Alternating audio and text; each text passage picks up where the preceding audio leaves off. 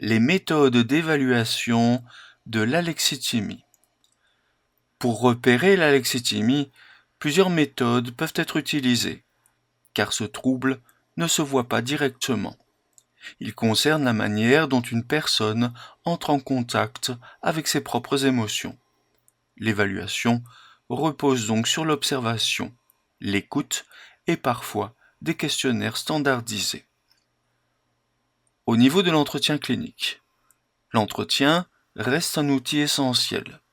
En parlant avec la personne, on peut observer la façon dont elle parle de ses émotions, ou ne le fait pas, la tendance à rester dans des descriptions factuelles, ce qui s'est passé, plutôt que dans l'expression de ce que cela lui a fait ressentir. La difficulté à utiliser des mots nuancés pour parler de sentiments.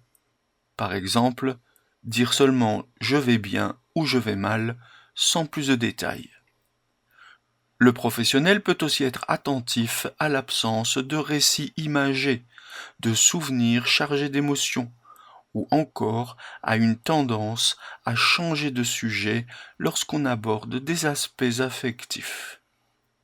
Les questionnaires auto-évaluatifs. Certaines échelles permettent à la personne de répondre à des affirmations simples, en indiquant si elles lui correspondent ou non.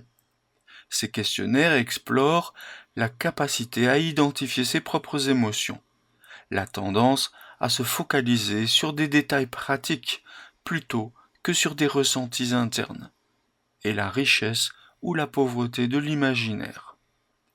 Même si ces outils ne posent pas un diagnostic au sens strict, ils donnent des indications précieuses sur le fonctionnement émotionnel.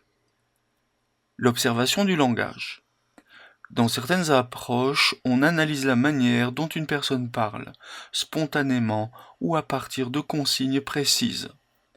Le choix des mots, plutôt concrets ou symboliques, l'utilisation ou non de métaphores émotionnelles, la présence d'expressions subjectives, je ressens, je me sens, ou leur absence. Cela permet de mieux comprendre comment l'individu organise son rapport à lui-même et au monde extérieur. Enfin, les tests projectifs.